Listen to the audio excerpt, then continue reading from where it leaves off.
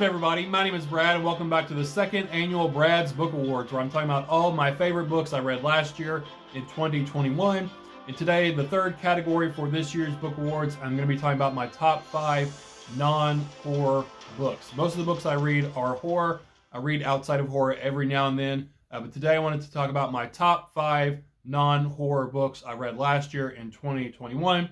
So without further ado, let's go ahead and dive right into it. Coming in at number 5, this was a book I read as part of a series last year, and it is Words of Radiance by Brandon Sanderson, book number 2 in his Stormlight Archives series. Obviously, it's my favorite book in that series. If I had to rank them, I'd do Words of Radiance number 1, Oathbringer number 2, Way of Kings number 3, and then Rhythm of War as number 4. It's a big high fantasy epic series. I really enjoyed book number 2 as my favorite one, like I said. But I really enjoyed the world building here. It's very different. It's very unique. It's almost alienistic in a way compared to a lot of other fantasy series. The world itself, not that there's aliens in it, but it just feels so different. Almost like going to the bottom of the ocean, how different that is from being on land. That's what I sort of mean. The animals involved, the landscape, the weather patterns, it's very alien to a lot of what you see normally in fantasy series. In the last, 200, 250 some odd pages of this book, it was just complete action, like this big action blockbuster movie. It was fantastic. This big, huge, epic battle, climactic battle. It's very reminiscent of the Helm's Deep battle from the Two Towers from Lord of the Rings. That's sort of what this felt like. Big, high-stakes battle where the world is kind of at stake here. I really enjoyed it.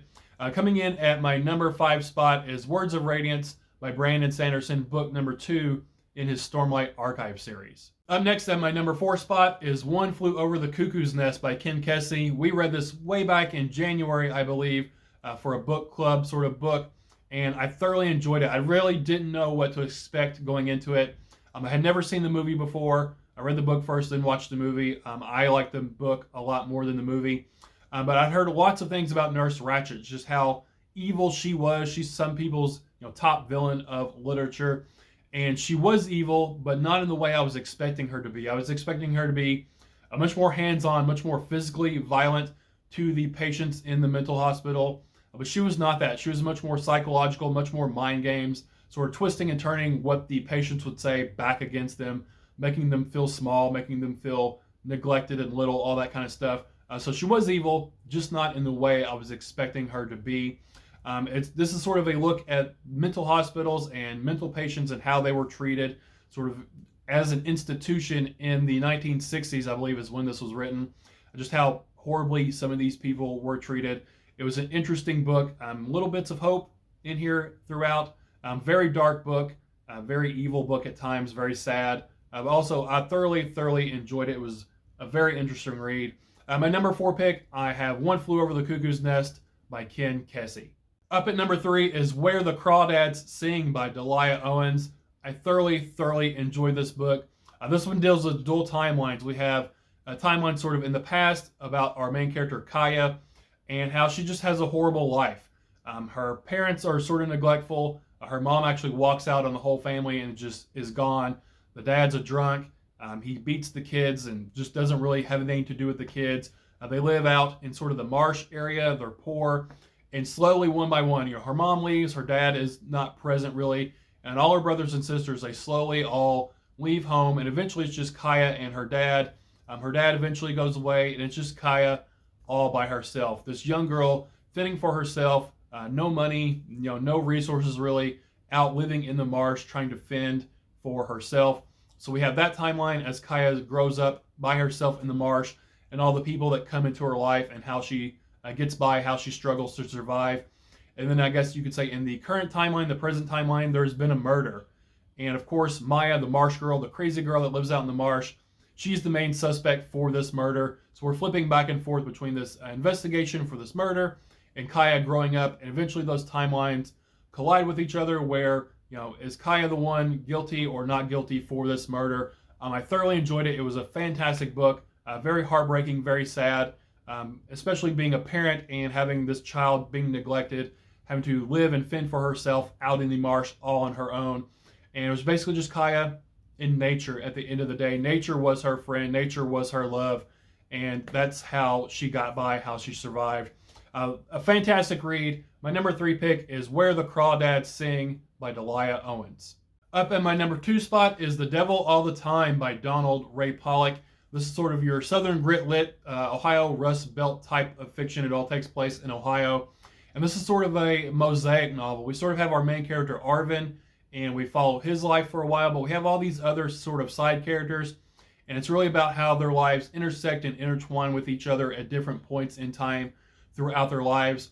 But Arvin, he's a youngster when we meet him at the beginning. His mom is sick. His dad is this drunk, but also sort of this religious fanatic in kind of a way, where he sacrifices animals out in the woods and prays to this log, hoping that his wife will get better, will not be sick anymore.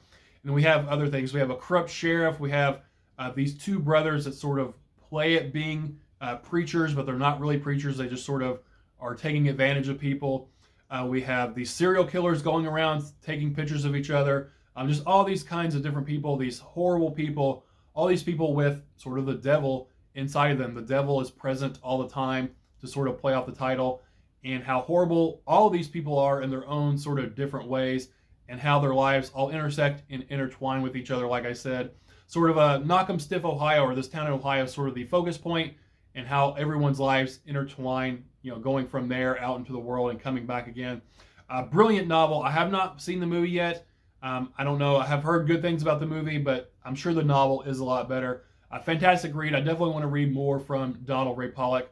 My number 2 spot is The Devil All the Time by Donald Ray Pollock. And coming in at my number 1 spot, my number 1 non-horror book I read last year in 2021. Go ahead and hit the drum roll.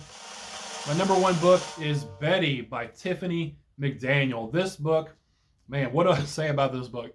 This book has some of the most gorgeous prose I have ever read, but it is talking about some of the most saddest, depressing things I have also ever read. It's sort of like a beautiful atrocity. The writing is just gorgeous, but it's talking about just these so sad, heartbreaking things. It's about Betty, and Betty's actually the author's mother in real life, and about her life growing up in Ohio. Another book, sort of Rust Belt type book, Southern grit lit type of things. There's sort of a theme with this top 5. A lot of these Southern literature on here.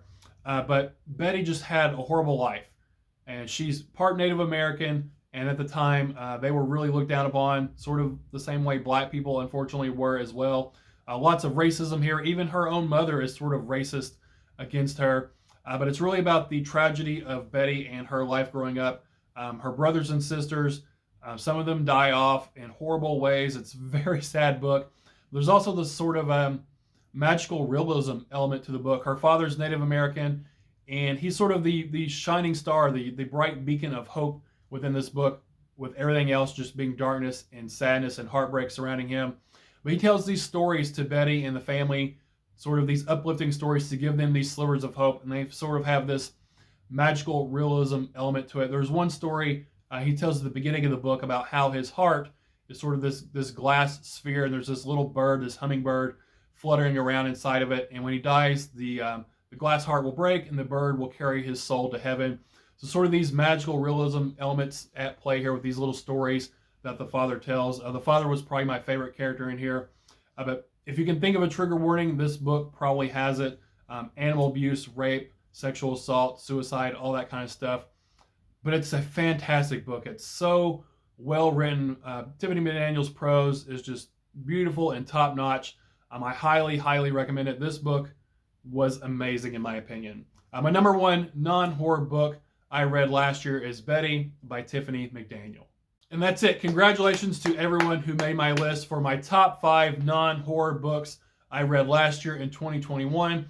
If you've read any of these books, let me know what you thought about them down in the comments. If you had any favorite non-horror books you read last year, let me know what those were down in the comments as well. But that's all I have for you guys today, so thank you for spending your time with me. Again, my name is Brad, and I'll talk to y'all later. Bye.